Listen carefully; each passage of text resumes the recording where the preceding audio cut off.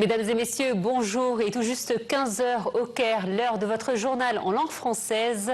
Et on commence tout de suite sans plus tarder avec les principaux titres de ce journal du jeudi 19 juin 2025. Docteur Moustapha Madbouli inspecte le projet de construction de la première usine en Afrique pour la fabrication des appareils ultrasoniques et échographiques.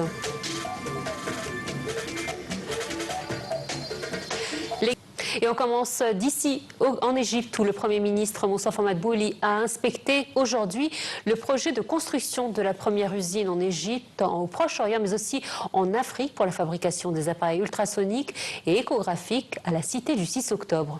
Lors de cette visite, Madbouli a souligné que l'État égyptien entreprenait des mesures sérieuses en vue de localiser plusieurs industries importantes, et ce en partenariat avec le secteur privé. Le ministre de la Santé, Khaled Abdel-Ghaffar, qui a accompagné le Premier ministre, a de son côté déclaré que la localisation des appareils médicaux est une des priorités de son ministère.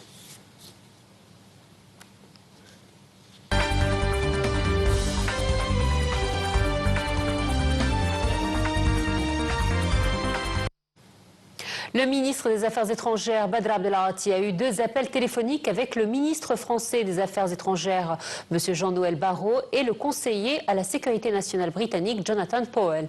Ces entretiens interviennent dans le cadre des directives du président Abdel Fattah el-Sisi visant à intensifier les contacts pour mettre fin à l'escalade militaire entre Israël et l'Iran. Les discussions portaient sur les évolutions rapides de la situation dans la région et l'importance de conjuguer les efforts régionaux et internationaux pour mettre fin à l'escalade et contenir la situation afin d'éviter un élargissement du conflit. Abdelghati a insisté sur le fait que l'escalade militaire en cours ne devait pas détourner l'attention de la situation catastrophique dans la bande de Gaza ainsi qu'en Cisjordanie. Les gardiens de la révolution iranienne ont annoncé avoir mené avec succès la 14e vague de frappe contre plusieurs cibles stratégiques en Israël. Il a utilisé pour la première fois des missiles lourds à longue portée de type Sejil à 2 étages. Les frappes ont visé les zones de Beersheba et Tel Aviv, Ramat Gan et Holon, causant d'importants dégâts. L'agence de presse iranienne a indiqué que l'un des objectifs de l'attaque de ce matin était le quartier général du commandement des renseignements de l'armée israélienne, situé à proximité de l'hôpital Soroka, dans la région de Beersheba. Ce complexe abriterait des milliers de soldats israéliens ainsi que des systèmes de commandement numérique et des opérations de guerre cybernétique. L'agence a précisé que les infrastructures militaires du site ont été atteintes avec précision, tout en assurant que l'hôpital Soroka n'était pas une cible directe, mais qu'il a subi des dégâts à cause de l'onde de choc de l'explosion. Justement, l'hôpital Soroka de Beersheba, dans le sud d'Israël, a annoncé avoir été touché par une frappe avec un missile balistique, faisant de lourds dégâts matériels et 40 morts. Cette frappe a entraîné l'arrêt de ses activités, à l'exception des cas d'urgence. Des médias israéliens avaient précédemment évoqué une fuite de substances dangereuses à l'étage supérieur de l'hôpital, ce qui a été démenti par la suite. Par ailleurs, les services de secours israéliens ont annoncé que le nombre de blessés suite aux frappes iraniennes sur plusieurs régions d'Israël s'élevait désormais à 129 personnes.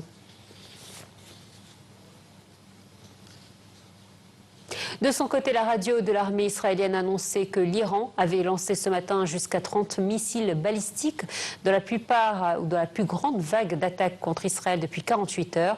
L'un de ces missiles, le ministère iranien des Affaires étrangères a averti que Téhéran utilisera tous ses outils pour se défendre si Washington soutient directement Israël dans son conflit, indiquant que toutes les options nécessaires sont à la disposition des décideurs militaires en Iran.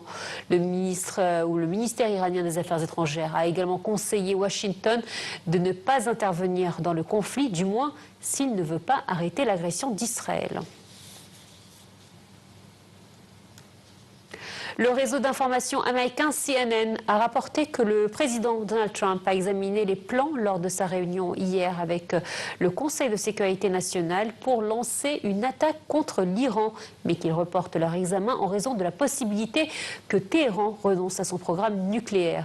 Le président américain a annoncé qu'il n'excluait pas la tenue d'une rencontre avec l'Iran, soulignant qu'un accord était possible. Il a également affirmé que toutes les options sont sur la table.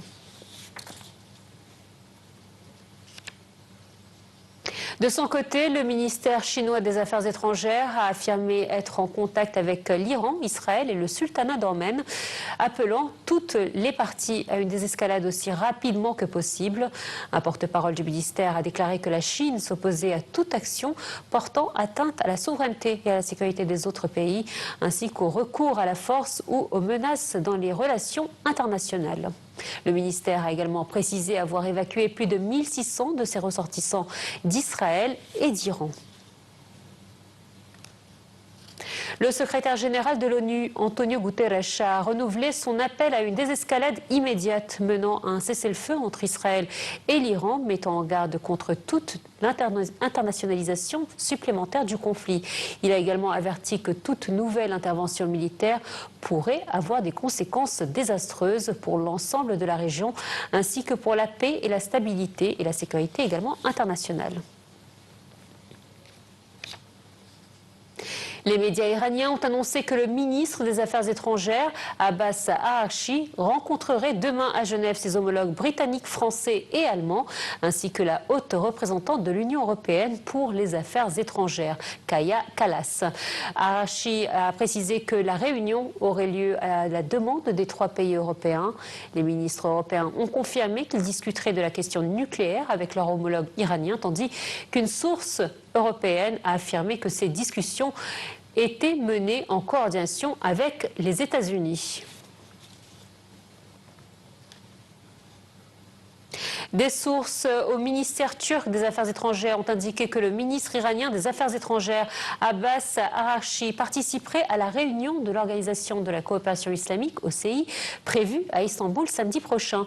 La même source a ajouté qu'une session spéciale de la 11e réunion du Conseil des ministres de l'OCI devrait être consacrée à faire la lumière sur les dernières attaques.